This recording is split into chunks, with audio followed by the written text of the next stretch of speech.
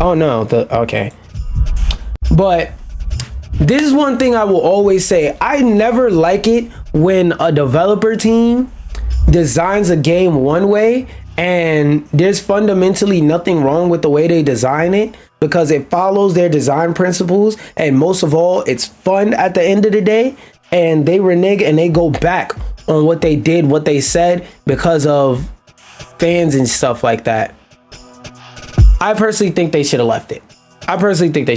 The point of this game is for it to be broken and fun. This shit is not supposed to be esports MLG. A lot of the fucking people in the community are just obnoxious as hell. The competitive scene for this game is honestly a fucking joke, because I seen a match where the goddamn match was fucking 40 minutes long for tournament play. And the thing about that to me is like, the reason why that's crazy to me is because it tells me that the competitive rule set for this game is fucking trash. Because even when I seen the rules for ranked, it was unlimited time. Like what? Like what stupid motherfucker runs a tournament for a fighting game where the matches have no time limit? Do you not know the story of Bomb Soldier? Let me bring it up. Let me show y'all this match. The longest Smash 64 match. I think his name was Bomb Soldier.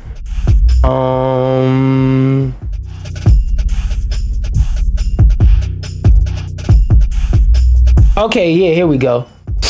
We could watch a little summary about it. I think I might have seen this one. This might be the one where dude mentioned that they went 20. Yeah. History took over 52 agonizing minutes. We'll watch a couple, put it on 1.25 and watch a couple minutes. Between 1.5. Just breathing players at a competitive tournament with legit stakes. How? Well, first, let me tell you a story. When I first joined the Smash community back in late 2014 as a young teenager, I was pretty much clueless with every single aspect of how the Smash games worked. And I made videos with basically no knowledge, and with the humor of an edgy teenager.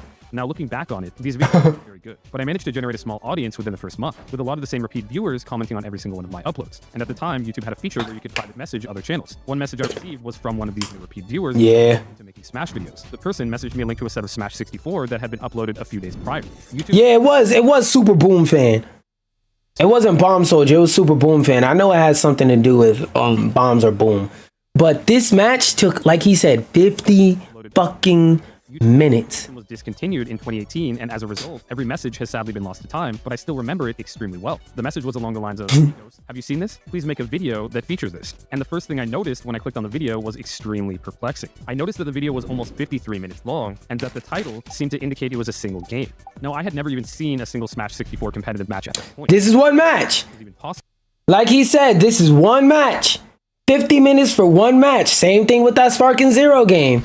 50 minutes for one goddamn match. Matchup I'd ever seen, Hungrybox versus Armada in 2012, took 54 minutes across 8 games. Just 2 minutes longer than this entire game. At the time, and I thought the match was completely ridiculous, and that even if I wanted to, how could I possibly fit a 52-minute game into a highlight video? It was only until about 3 months later that I started to learn more and truly understand and appreciate this match for what it was. One of the most legendary games of Smash ever played, and there are so many insanely convoluted reasons for why this happened. Starting off with the timer. Melee and every other Smash game feature an optional timer for every version. Melee. Every game using a timer between 6 to 8 minutes. This is used as a standard part of the rule set of every Smash game, where when and it's not just a standard part of every Smash game, it's a standard part of every fighting game. You can look at it, even in Sparking Zero, there's a timer feature that these dumbass niggas just decided not to use. So if you go to Street Fighter, if you go to Tekken, Mortal Kombat, goddamn Rivals of Aether, fucking any fighting game in general, especially the ones that come from arcade, any fighting game in general, they all have timers that are used in their competitive rule sets. Melty Blood, goddamn Guilty Gear, Nin Impact, I Want to Take You on a Ride, parts 2, 3, and 1. It's like, bro, all these other games have a timer that they use for this exact reason that they were using before you. So it's like, why you wanted to come in out of nowhere and be different? I don't know. Or in the case of a tie of stocks, lowest percentage. Unfortunately, they don't actually play out the sudden death. But one of the downsides of 64 being the original Smash game is that it has a lot of imperfections that got massively improved in later games. One of them being that this timer option is noticeably absent. I guess I didn't think it was necessary at the time, but 2 players set out to prove him very wrong. The game itself occurred in Losers Round 5 at the biggest 64 tournament that took place every year in Okay, yeah, but I want you to talk about the match a little bit more. One of the greatest Smash 64 players of all time. Oh, actually, no, this is a part. The greatest Peruvian 64 players of all time, with Super Boomfan playing Kirby and Gerson playing Pikachu. Goddamn Canadians. Peruvian 64 is still obscenely broken. As another 64 being the first Smash game is the balance. Sakurai, Smash's creator, outright confessed that while making Melee, so many people had been telling him that Kirby in 64 was broken that he actually went and notoriously nerfed Kirby in Melee to the ground, making him one of the game's worst characters. The people telling Sakurai that were right though. Kirby in 64 has absolutely unreal shooting ability. Yeah. His best moves have massive hitboxes that go forward. That are way larger than what they're supposed to be. Also known as a disjoint. These moves are essentially Jigglypuff's back air in Melee, but most notably competitively, there's a criteria for almost every matchup. Yeah, because he's yapping. I want him to talk about the actual match. For DK. Specifically in Tacna, which is a city where the tournament was hosted, there were a massive number of amazing players that very few people outside of Peru had even heard of. And so occasionally a top player from another region, such as Mexico or Canada, would travel out to one of the big tournaments of one of these regions. And this tournament was one of those instances. Okay, he's yapping some more. From North America. The game started as any normal game. There we go. He's talking about the actual match. My fault. In Losers, the fated matchup would occur. The game started as any normal game would. Gerson got off to a large lead before Boom inhaled him off stage to even it back up. Boom then got a percentage lead and immediately afterwards went to the top platform. Now this is where the problems begin. This is an extremely powerful position on Hyrule Castle because with Kirby being on the stage, and despite Pikachu being an amazing character, he has no real way he has no upwards options. Kirby can throw out. Even if he were to try using Pikachu's Thunder, it's way too slow. And with this being the biggest tournament that occurred only once a year in Peru, while also being his tournament life on the line, Gerson wasn't willing to just approach in a disadvantageous situation. And so that's what happened. Gerson refused to approach, and so did Boom. And so the biggest battle of endurance and willpower in Smash history would ensue. After the 2-minute mark in the game, no damage occurred. Just to show y'all how fucking ridiculous Kirby's hitboxes were. If you didn't pick it up right there, look at where Kirby's feet are. Look at this. Pikachu is behind Kirby. Behind Kirby. Kirby's right here. Kirby's whole body is right here. His feet are right here. The hitboxes are supposed to be about that big. This nigga's fully behind Kirby. Pikachu's fully behind Kirby. Still getting hit. Excuse me. If y'all really don't understand why he was scared to go to that upper platform, this is how fucked Kirby's hitboxes are. He is fully behind Kirby, still getting hit, and Kirby's going closer to him while he's hitting him. Oh, this is the stat I was talking about. And so the biggest battle of endurance and willpower in Smash history would ensue. After the 2 minutes in the game, no damage occurred for the next 7 minutes. And while there was still a lot of movement and spacing, neither player was taking any risks. There were a few tiny trades back and forth over the next 10 minutes until the 20-minute mark in the game, where for the next 23 minutes, no damage would be dealt to either character. Apparently during this time, Gerson offered to Super Boomfan to 23. They went 23 minutes without hitting each other. Now, if y'all want to watch the rest of the video, it's called The Longest Game in Smash History. It's made by GR Smash. Cool guy, cool channel. Go watch that. But that shit happened in like 2005 or something like that.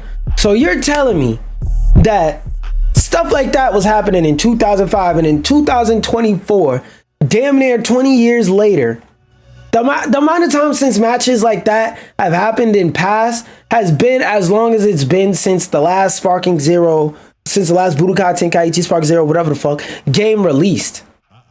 You telling me that in 20 years of precedent of adding a fucking timer to your game, y'all niggas didn't think to add a timer to your damn game because of stalling in a game with a feature where you can use a timer?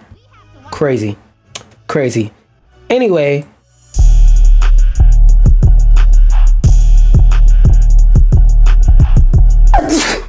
I swear I wasn't just trying to show off the beat. I really had to sneeze. Anyway, where's the patch notes? Where's the patch notes? Yajirobe Sensu Bean skill now costs 6 skill count instead of 5. Also, he now starts a match with 0 skill count instead of 2. His health has also been reduced from 3 bars of health to 2.5. I think that's just adding insult to injury. What the fuck? Game has like 15 god characters and Yajirobe is the first to get nerfed. I'm saying, bro. Where's the actual patch notes? Okay, I guess these are the patch notes.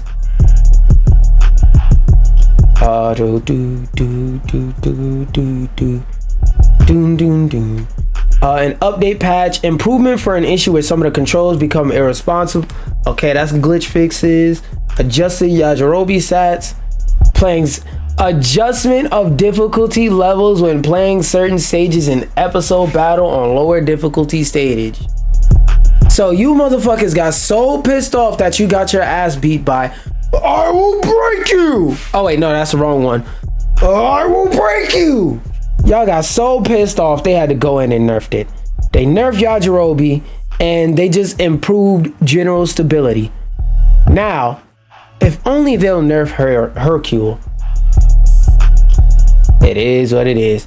Let's see if this one gives actual updates. Improvement, blah, blah, blah. Okay, so no. I just wanted to put that out there, put that in the air, and talk about how that game will never... Oh, this is the same tweet I had saved. How that game will never be game of the fucking year. Like I'm gonna keep saying, it's not a bad game, but it's not that good of a game either. It's literally Budokai Tenkaichi 4. Like, they could have dropped this game 10 years ago, and maybe it would have had a chance at being game of the year. But right now, in this year, 2024, the same year that, even though it's big fuck Tekken, the same year that Tekken 8 dropped, the same year that Mortal Kombat, year cycle since Mortal Kombat 1 dropped, even though that game is ass. Like, come on now.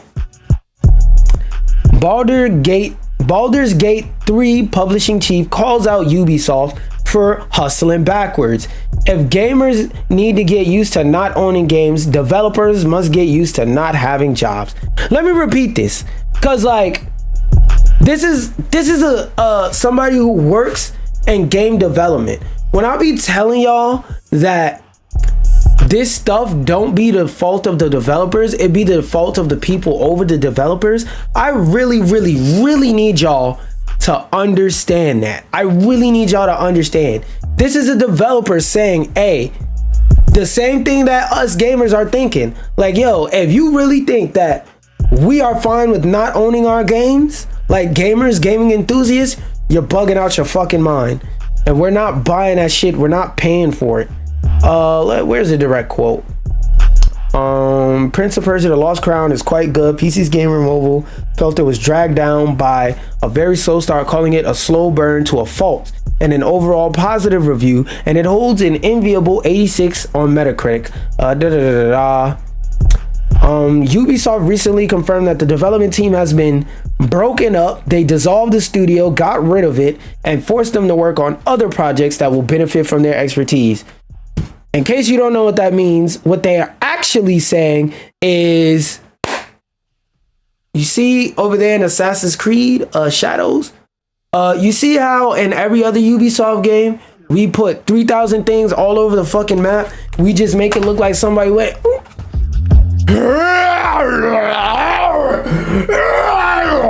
all over the damn map and just threw up a bunch of fucking icons all over the place, and half the icons is the same damn mission. Yeah, we need you to go over there and help work on that, or we need you to go on there and help work on DLC, or we want you to go work on flopping bones. That's what they're really saying. They're really saying we don't give a fuck if you made a good game. We don't give a fuck if you've made one of the best games of the year. It didn't sell, even though we didn't put it where it needed to be platform wise, and even though we didn't push it the right way. Fuck it. Also, even though y'all made a great game, this is that shit I be talking about where I be saying legitimately it feels like that a lot of these Ubisoft games meant to be original IPs, Ubisoft themselves are just too goddamn scared to make an original IP because they feel like if they do, it won't make enough money. Well, news for you, my nigga. You made something based off of an old IP and the shit still didn't make any money. What does that tell you? Maybe you should distance yourself from these older IPs. Maybe you should make something new. And I don't want nobody to try and be slick and talk about they did that with Skull and Bones. Quadruple A game. It sucks.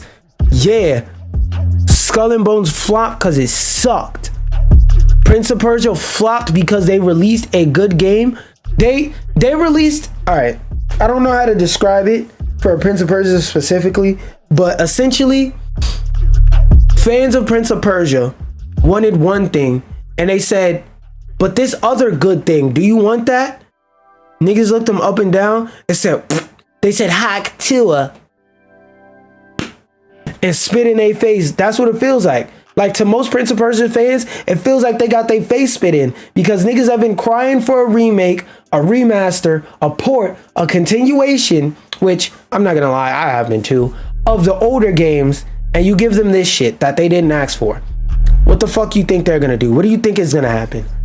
Now, going back to this article, this Duce feels, I hope I'm pronouncing that right, is at least partially the outcome of Ubisoft focus on subscriptions over conventional game sales. The whole feeling comfortable with not owning your games thing, espoused by Ubisoft director of subscriptions Philippe Tremblay earlier this year, and the decision to stop releasing games on Steam, which was a dumbass system because Uplay sucks. Nope. Like I said, the reason why I never touched X-Defiant is because I booted up that game on console, and the first thing they asked me to do was to sign up for Ubisoft. I said, oh hell no, and I cut the game off. I'm not signing up for, if I boot up a game on a console, it should just work. This is not PC where you gotta do a bunch of workarounds and you gotta do a bunch of finagling and finessing. Nigga, this is console. If I put a game on my console, there's no reason why the shit shouldn't work. All right? There's no reason why the shit shouldn't just be plug and play. If you drop any type of game on console that's not plug and play, you're gonna have a fucking struggle. And X-Defiant right now too is struggling, goddammit.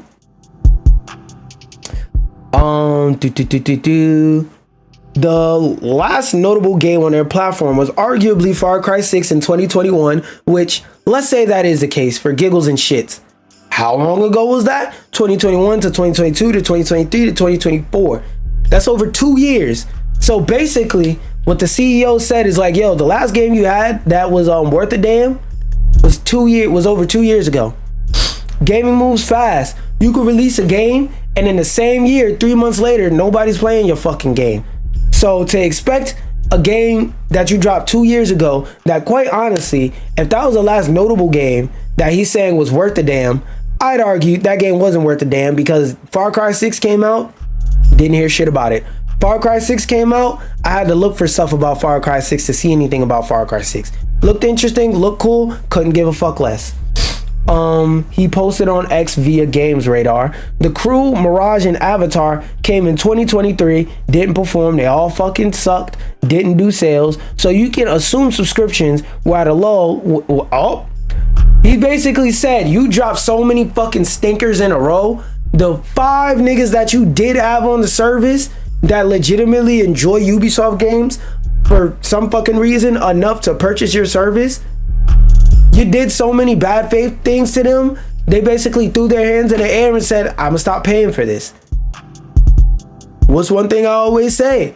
Your core fan base is important. Why? Because your core fan base will be the best people in your marketing department. Like, the people who are your core fans are your unofficial marketing department. Like, you know why games like Fallout have a strong community full of modders willing to make essentially whole new games and use the older Fallout games as engines that keep the game alive, that push more Fallout 4 sales, that push more people to buy the game? You know why stuff like that happens? Because Fallout took care of their core fan base. Now, I'm not saying they did perfect, but in terms of everything you could do on a business side to keep people happy, they did all that for Fallout fans. They did every single one of those things. Now, the only thing left for them to do is make Fallout 5, but they're currently working on the Elder Scrolls 6. So as a Fallout fan, I can understand that, and I could back up and wait my turn. But Ubisoft, no matter what you're a fan of, you're not getting a turn. Because Assassin's Creed, for like the last 3-4 games, I hear Assassin's Creed fans going, we don't like this shit. For the Crew, even though it was 6 people online at the game, they yanked that shit out of people's library and helped inspire the law behind the bullshit that they pulled. Avatar wasn't a bad game, wasn't a good game either. all 2023 games. Prince of Persia wasn't a bad game. You just released a good game at a bad time. Like, you released a good game in bad faith. You sent that game out to die.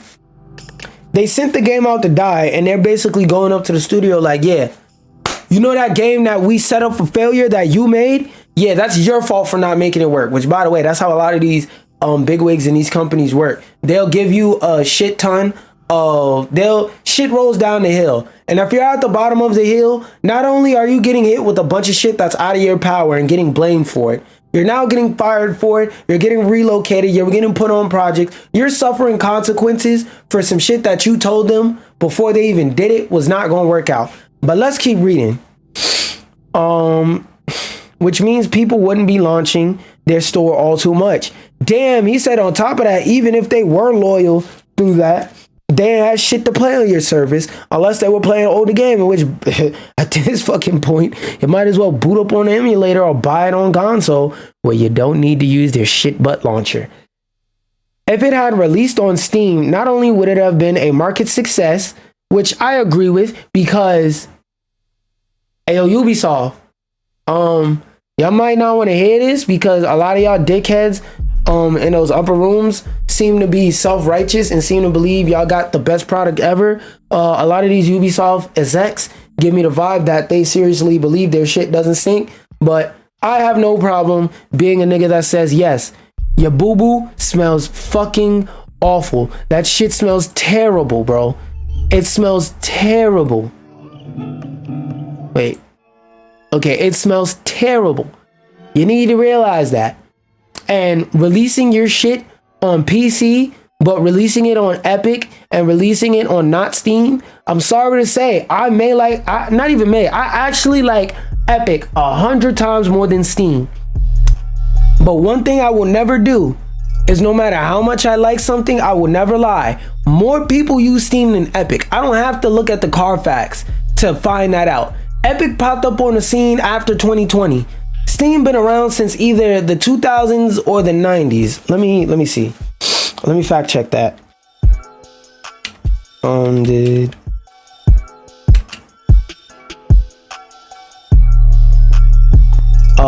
2003. So they've been around for 3 to 13 to 23. So they've been around for around over 21 years. A little over 21 years, basically 21 years versus Epic. They've been around for, like I said, 2018. They got popular in 2020, but they came around 2018. So the service that's 5 years old or the service that's 23 years old, which one do you think more people are going to play games on? Also, excuse me, by the way.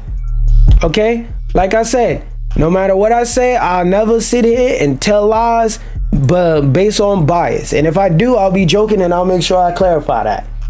So he said, basically, y'all sent this game out to die by not putting it on Steam, a platform where it was most likely to do well because, and I will keep saying this, PC gamers, in terms of games they play, are the most open-minded demographic. People who play games on PlayStation want a certain type of game. Xbox want a certain type of game. Nintendo want a certain type of game. People who play on PC are more open-minded and flexible in terms of what you can offer them. Stop just thinking that console games that are brought by moms and dads with kids buying the game for their kids is the only demographic. The average gamer is 35. Act like it. But there would likely be a sequel because the team are so strong. It's such a broken strategy. The hardest thing is to make a 85 plus hour game. It is much easier to release one. It just shouldn't be done as it was. Prince of Persia, The Lost Crown did eventually come to Steam, but not until August 8th. 7 months after its initial release. Nobody gave a fuck. You released it on console, nobody gave a fuck. You released it on PC 100 years after you released it on console. Double nobody gave a fuck. Because I'm pretty sure, I don't have to check it, I'm not going to check, and correct me if I'm wrong. Like I said, y'all, if I ever say some shit up here that's wrong, please don't be afraid to correct me. I could be wrong, but I feel like there's a 99% chance that if you brought this shit on Steam, you still would have had to go through what's the name of that service? You still would have had to go through Shitplay Origin, whatever the fuck the current name of their Ubisoft launcher is. You still would have had to boot that shit up. So that wasn't working out. You might as well have brought the shit on Uplay or kept it exclusive to Uplay.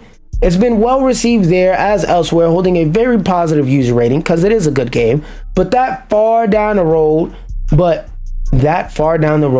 the proverbial wind was out of its sails, which is a fact. And didn't I just say that? And decisions about a sequel and the fate of the dev team were presumably already locked in. Basically, their mind was made up. They said this fucking game that we sent out to die flopped, so we're gonna be mad at you and make you pay for it. If the statement gamers should get used to not owning their games is true because of a specific release strategy, sub above sales, then the statement developers must get used to not having their jobs if they make a critically acclaimed game platform strategy above title sales is also true, and that just isn't sensible, even from a business perspective. That's right. Because unless you're going to sit down here and develop all these games, you want to keep your developers on your good side. Because you can hire developer after developer after developer. If you're dropping banger after banger after banger, but none of them are getting sales because you're releasing them in fucked up ways, you're just wasting time and money. Ubisoft stock price, like I said last week, fuck it, I'll use this. Ubisoft stock price is so low that what did this cost? Like $2-3? The orange sticker isn't on it, so I'll assume it costs $3 for the sake of my point. It costs more to get a bottle of rubbing alcohol than to buy one share at Ubisoft's company. And for those of y'all who don't understand how bad that is, that's terrible. That's like imagine you go to a job and you find out everybody's getting paid everybody else's standard rate is $20 an hour, $5 above minimum wage, and you find this out from your coworkers and you go, what? Your standard rate is $15 an hour? I don't even get 10. You don't even get 10. That's how bad it is. Actually, this is worse. This is like you find out I don't even get 5. You don't even get $5 an hour. Nigga, you're not in jail. What the fuck is you doing? How are you able to live like this? Like, that's bad. Ubisoft has arguably seen the error of its ways to some extent. No, the fuck they haven't. After years of keeping PC releases to its own storefront and EGS, they said they began trickling back to Steam in 2022. Yeah, but it's 2024 and they released the game day one on not Steam. Did they learn their lesson? No. It's worth remembering that even when you purchase games on Steam, you don't really own them in a okay, this is probably going on about the Uplay shit. Where's his quote? Okay, for premium games, Steam on PC is about 90% of your total sales on that platform. Probably slightly lower if you own your own platform, he wrote. If you remove the Steam platform at peak of relevance, you're removing 90% of your potential audience. Quite substantial. Oh, damn, this nigga pulled out the numbers. He pulled up the Carfax. Oh, let me read what he said. Prince of Persia, Lost Crown released on PS4. Don't know why. Well, actually, this game is a simple game. I get it. 451 XS, Switch, and EGS on PC. It only sold 300,000 in this launch month. To suggest a simultaneous Steam release would have somehow saved this game is unrealistic. No, it isn't. Not really the kind of game being successful on Steam, Cap. It's exactly the audience. Older IP skews older, which the Steam platform does.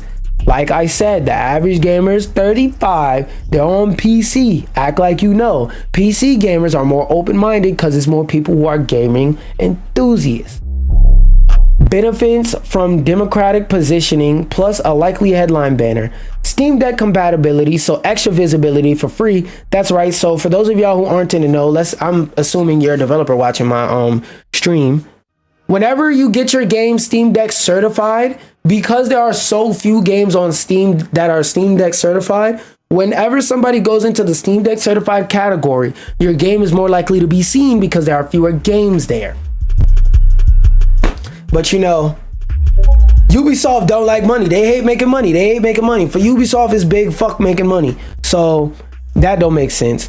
So extra visibility for free, like you said, there's not extra paid promotion. This is just the nature of something that's new, same as any other quality platformer. And that's also another reason why this game would have done numbers if it would have released day and date on Steam and been Steam Deck compatible. This is the type of game that people would want to play on Steam Deck. It's a game that's pretty simple. It isn't a stressful MLG GoPro type of game. It's a nice and simple, cool, chill game that's very long, has a lot of hours. It's something you could play on a move, on a go. It's a single player game that doesn't require internet or for you to be connected. It doesn't require a specific controller type, because like I said, it's not a sweaty GoPro type of game. It's not a game that's super duper difficult. You could turn the difficulty up if you want a challenge, but it's not a game that is like a Elden Ring or something like that, where you need millisecond frame Twitch reactions and you gotta do all this crazy kooky crackers crap. Like, no, this game's pretty simple. This game's pretty cool. It's a pretty simple, cool, fun time. This would have been perfect. This would have went platinum on the Steam Deck. Shit, it might have even went diamond on the Steam Deck. But you know, like I said, Ubisoft, they don't fuck with money. They don't like money. They be running a company off of legacy and hugs and promissory notes. All right, so basically what I want to talk about next is how Xbox has maybe hitting the they may be hitting that meme with Young Thug. Let me pull it up. Let me show y'all what Xbox said. Xbox really sat there and said,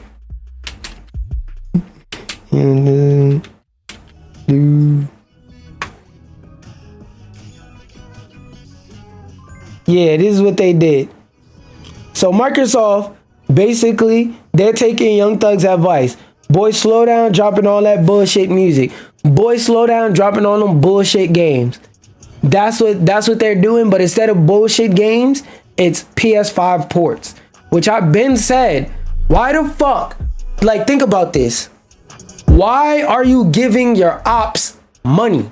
Because every time they put a game on PlayStation, yes, they do get the majority of the money, but you also got to keep in mind that some of that money also has to go to PlayStation, because you basically have to pay a fee, which I would expect that they're going to tax the fuck out of Xbox because they can. Excuse me. And they know Xbox is backed by Microsoft, and that Microsoft has the money to be on their platform. So it's like, yo, bro, you're literally helping your ops keep the doors open. What the fuck? Keep some of these games exclusive to your platform and maybe PC.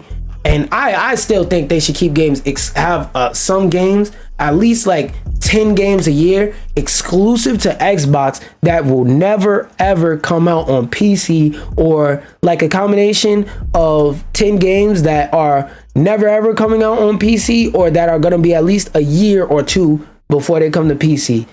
If that becomes the case, the day that becomes the case, Xbox will have something. But currently, there's no real reason to buy an Xbox. What game is an Xbox exclusive that niggas actually care about? Let's read the key takeaways though. Let's see if there's anything worth scrolling and reading about. Xbox began experimenting with multi-platform ports earlier this year, with 4 first-party games already released on PS5 and 2 more coming in 2025. Oof. After supposedly negative fan reactions to Indiana Jones PS5 port, Microsoft may be slowing down dropping all them PS5 ports of Xbox first-party games. Yes. Please. I want Sony to have competition. Don't Sega yourselves, my nigga. The Halo and Gears series are reportedly red lines for Microsoft. Nobody gives a fuck about Halo. Y'all better keep Gears on Xbox, bitch. Please. Are reportedly red lines from Microsoft, which means they're likely not coming to PlayStation platforms anytime soon. And if I may go any further, even though I'm a PC player and this would hurt me, I don't want the shit to come to PC either. Give niggas a reason to buy an Xbox. God damn. So there's not too much on that, but to go from talking about an Xbox L to a live service game L, Sims 4 is adding, no I'm not kidding, customizable grieving styles. The ability to finally bone the Grim Reaper and changes Ghost needs to import things like goo waste. Now Actually, fuck it. Let's watch the trailer. Let's watch the trailer. Let's see what this trailer talking about. Let's take a look at a bunch of new and exciting updates available now in the Sim. Exciting? No. Use the top left hexagon in the Sim molecule and select cause of death. There were mods doing this like 2 years ago. select pick cause of death. Probably more. Death type can give them unique abilities as a ghost. This is available for child Sims and older. So you can canonically kill children in the Sims game and play with their ghost.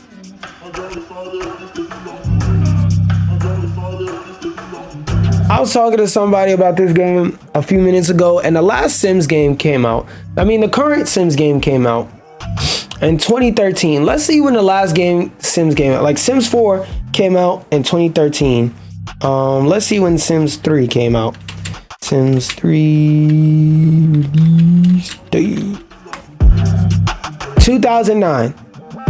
The last Sims game came out in 2009, and the current Sims game came out in 2013, and they're still doing fucking updates. Oh my god, let it the fuck go. Let it go, my nigga. Let it go. Let the franchise rest, my nigga. Please. I mean, not the franchise. Well, yeah, the franchise. But let the game let Sims 4 rest. Drop Sims 5. I heard that it takes over $2,000 to buy every DLC and everything in this game. Let it the fuck go. Make a new game. Not every game is meant to be a live service game. And outfit colors more easily. You can now seamlessly change your Sim's occult type without losing or resetting your other progress. So you can I guess, bro. Your Sims will also react to death in completely unique ways based on their age and relationship to the Sim that passes. If your Sim just met them, they may react differently if you've known them a long time. God damn, Shorty pulled out her phone. A pop-up appears that gives you the option to become a player or free roaming ghost. Urns and gravestones can now be used indoor or outdoors interchangeably. Woohoo with Grim.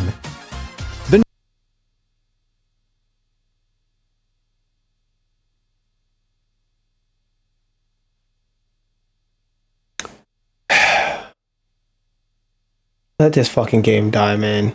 Oh, to go from talking about a live service L, let's talk about a live service W. So I'm not gonna read it. Y'all could look right here and read it. But basically, the finals and Bark Studio announced that some of the older stuff that was in the battle pass for their game that got released, that people may not have had a chance to get, they're putting this stuff back into the store, back in a rotation. And I just wanted to mention this and say, like, look, this is a good thing, because sometimes people miss the opportunity to get a cosmetic that they want to get, and if it never comes back to the store, they'll never get a chance to get that cosmetic. And as a business, you should never tell your well, I don't want to say never, but as a business, there aren't many scenarios where you want to tell your customer who's crying and screaming to spend money at your establishment, no, fuck you, you can't. You want to make it as rare as possible that you do that. Unless your fucking customer is going broke selling their house to buy stuff there, then, you know, ethically, I wouldn't be mad if you kicked in and started saying, no, I'm not going to sell you anything. Or like, let's say, metaphorically speaking, let's say a bar owner sees somebody getting drunk or see somebody getting a drink and they know they're an alcoholic, and they go to the bar and say, hey, don't give him nothing alcoholic. All my bartenders, if I find out this man gets an alcoholic drink, you're getting fired. Don't give that man nothing alcoholic. He is recovering, and it will stay like that. So if that's the type scenario, all right, that makes sense. But like, otherwise, you should never try and stop your customer from wanting to spend money at your establishment. That's basically what they're doing. And I say this is an overall positive. This is an overall W. Now, the way that they are going to implement this, I'm not really too sure. And I'm not going to buy cosmetics, even though I have over 100 hours on this game. I don't really give a fuck. Point is, this is a big W. There go the finals, catching another dub again. To talk about that, let's go to another semi-live service game, Power World. Now I have 2 articles pulled up about Power World. I don't know which is which. I think this is the positive one. Power World gets a taste of its own medicine and new mobile power like blatantly inspired by Pocket Pair survival game. Ooh, let's read on.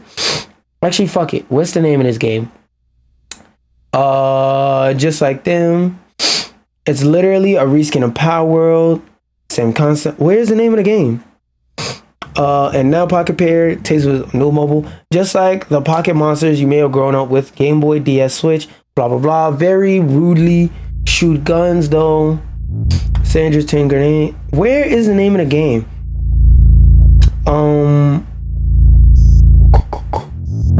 Okay, let me see if this is the name of the damn game.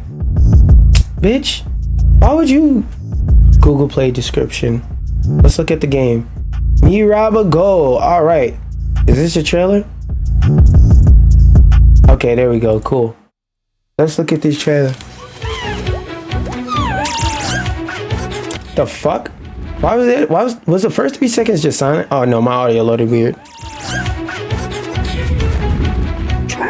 I'm not gonna lie, this looks, the art, just going off the art style alone, this shit looks drastically different from Power World. Because Power World is more of like a cel-shaded, semi-realistic type of art style. So this shit looks way different from Power World off rip. The textures and stuff like that look a bit lower quality, but I don't really mind it because it still looks beautiful for a mobile game. Honestly, I might download this shit on my phone if it's an offline game and play it. I mean, I'm not gonna lie, this is a case of they stole Power World's whole flow. I don't know, the art style alone means that they put some effort into this shit. It runs like a hot ass, but I'd have to play the game to see how hot ass it runs. I don't know, man. This shit looks cool. It looks cool. Hey, and if they got a better end game than Power World, hey, this shit might low-key be better than Power World.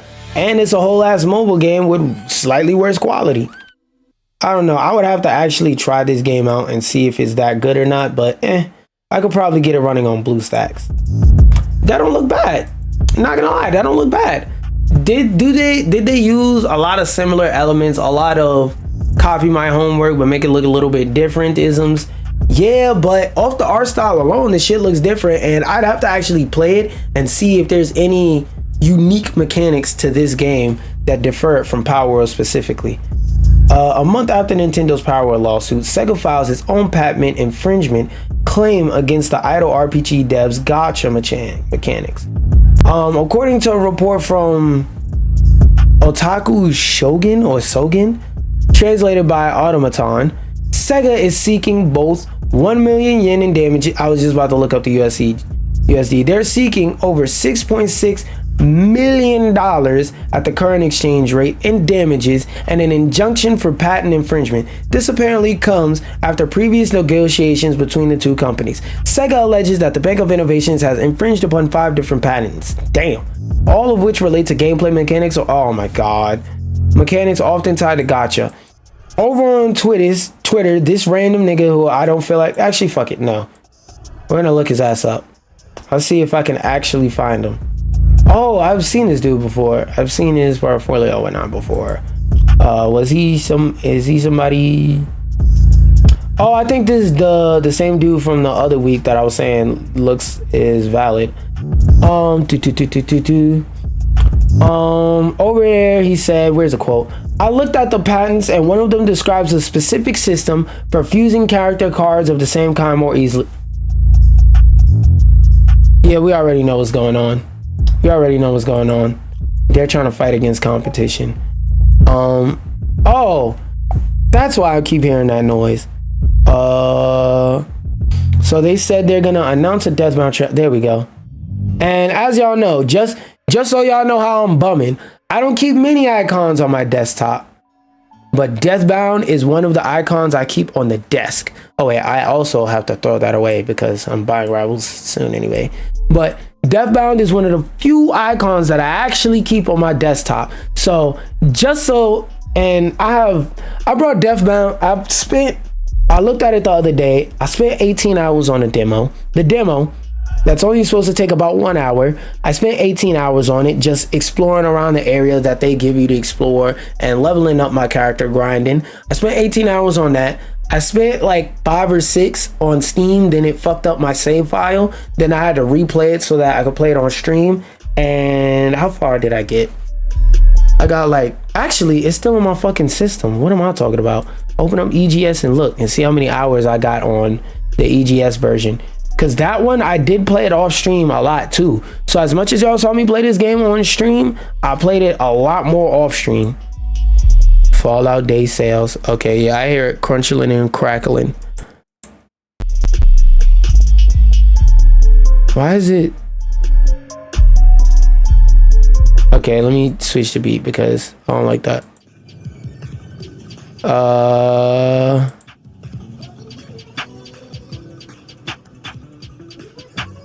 Okay, so I got 12 achievements. How many hours do I have on this one? I have 16 hours. That's damn near a day on this game. So just so y'all know, why the fuck is it crunching and crackling?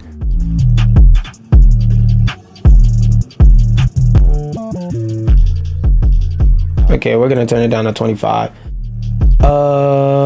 Here we go. So just to let y'all know how it's coming. Let's see if they add any actual gameplay, if they show me anything cool in this trailer, like some bosses or something. I still gotta beat the main story, but because of like this game, that game is so hard to fucking stream. And I don't want to beat that game on stream. I want to record my whole playthrough, like at least the main parts. Relentless challenge. Okay, this is all base game shit. Show me something from the DLC, nigga. I think that I'm just gonna assume this is base game because unlock the final right. Hey, I brought the game twice. I should get the shit for free. Ooh, that boss look crazy. I can't wait to overlevel him and beat his ass on like the first 10 tries. New character? New character? And please tell me he's not ooh, I'm about to go in the Deathbound Discord and ask right now if he's exclusive to the DLC, because I'm not sure. I think I've unlocked all the characters in the game, or at least I've played as almost all of them. Yeah, I've got the opportunity to unlock all of them. I just gotta unlock Hammer Guy. But yo, like, ooh, I'm about to all over myself, man. New character. Hold on, where my phone at? Where my phone at? Cause I'm about to send a message right motherfucking now. Right motherfucking now. If I could find either one of my damn phones, I remember I put them both in the same spot and I threw both the bitches to the side early. What side was that? Okay, I still hear it crunching and crackling. I don't think it's the volume. I think it may be the connection. I may have to disconnect the shit and reconnect it. But where is my phone? Okay, I have to. Oh, just as I see it. Give me a second. I need this information now. I'm about to type this information in fucking general in the Deathbound damn Discord because I want to know. I want to know. Creator shot, no.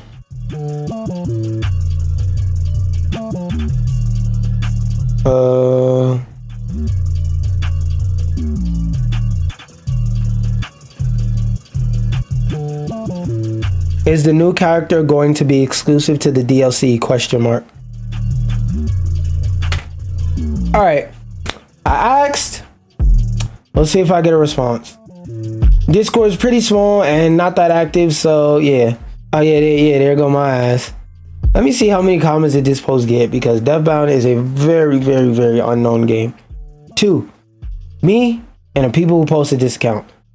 Now, I'm not like a view whore or nothing like that, but just to give y'all some perspective, for me to get 3 impressions on a tweet, like on a response to another tweet, is fucking terrible. That means nobody replied to this, which is not to make fun of them, but it's just to say, like, that's how unknown this game is. Like, they posted this, nobody cared to respond. And just to show y'all, they have 100K followers. So For you to comment out something about a game with 100K followers and nobody clicks on it, that must mean nobody gives a fuck about the game. And I see people typing in Gen now, so yeah, we're gonna do that. But actually, let me talk about this last, because that's like a trailer basically. Oh wait, this is something I'm gonna play a bit. But yeah.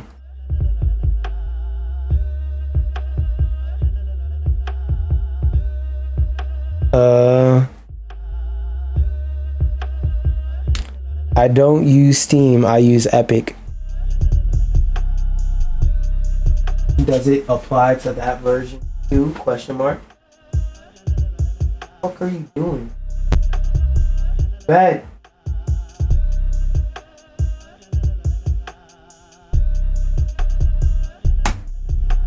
All right, anyway, we'll get an answer in a second, but so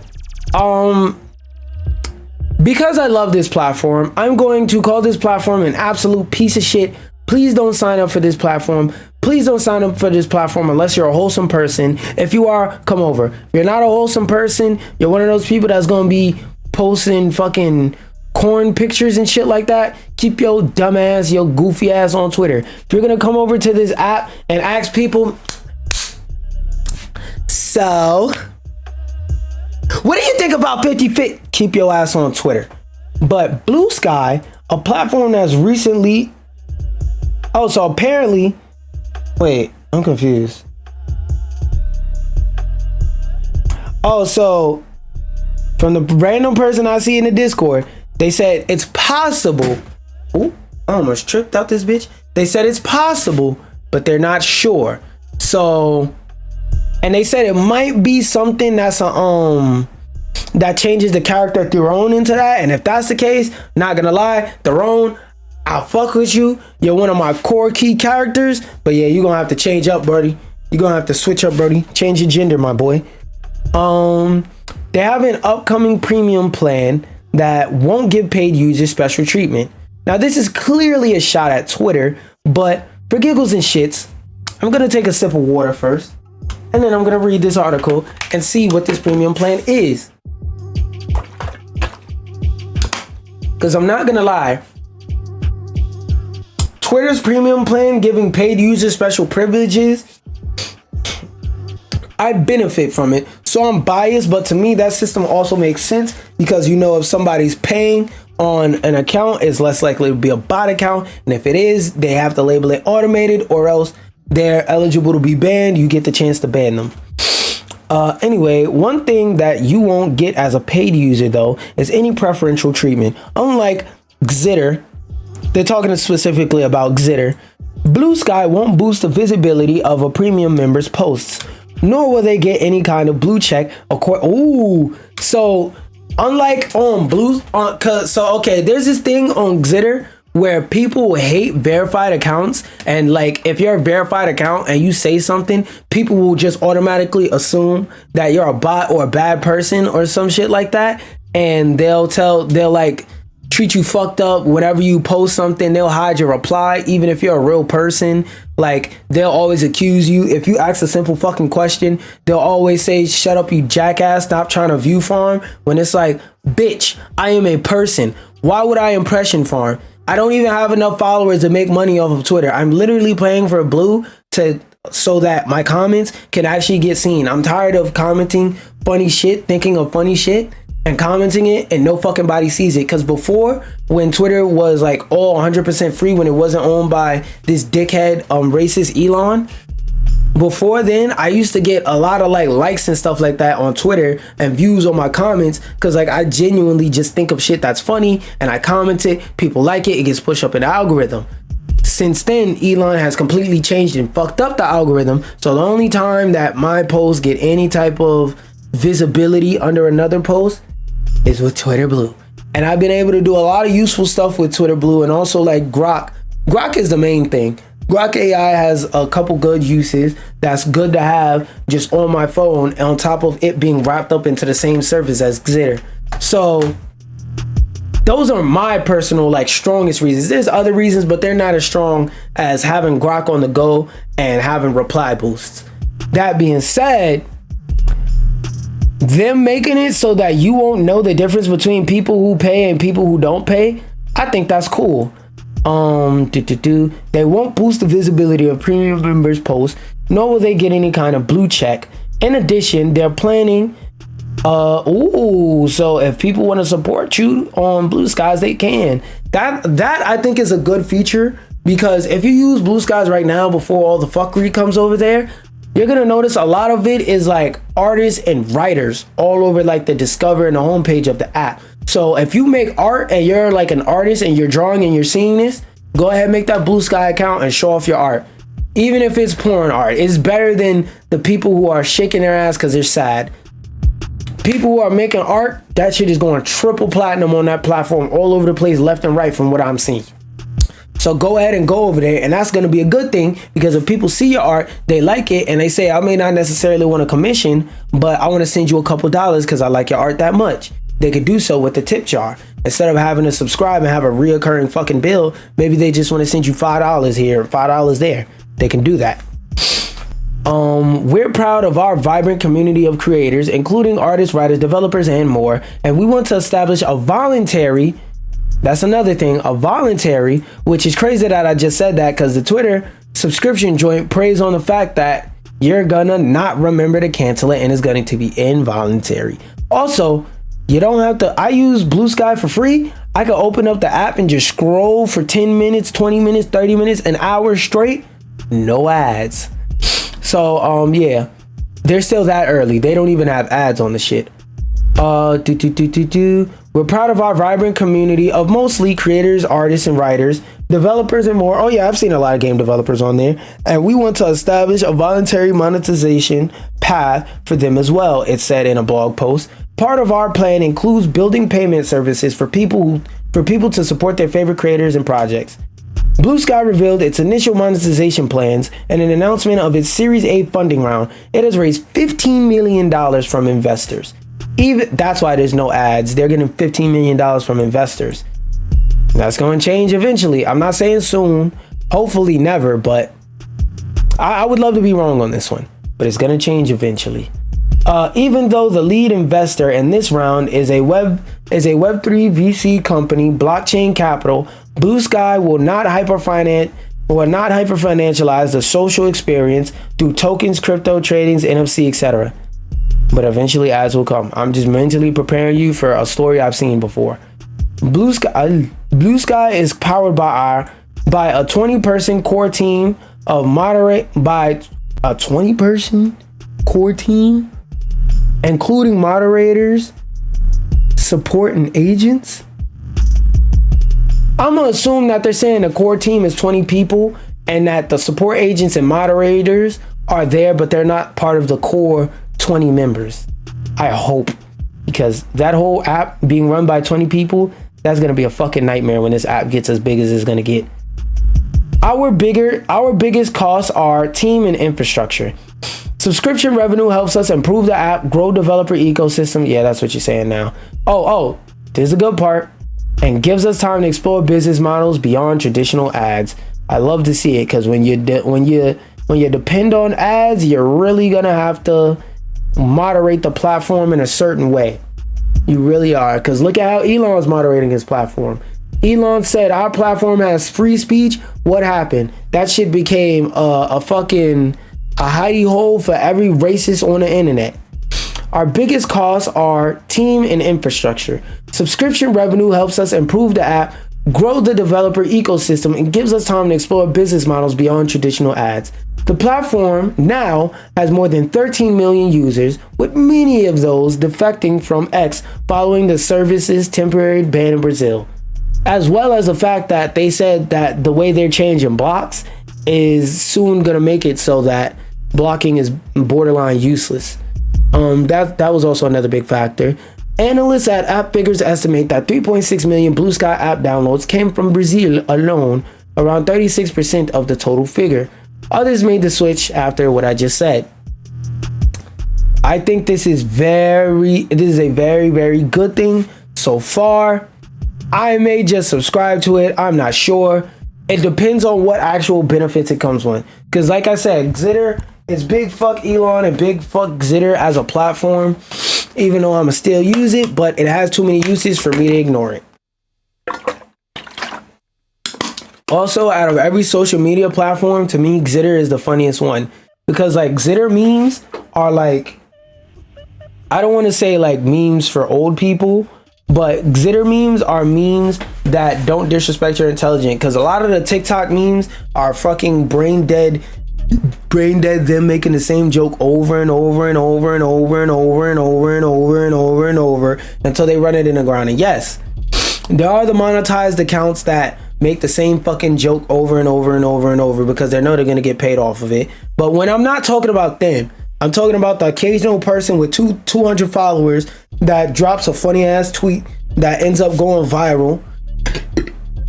Excuse me, that drops a funny ass tweet that ends up going viral. Those types of tweets, like the recently what if Dragon Ball took place in New York, like those type of tweets create some of the funniest trends on Twitter and Twitter history.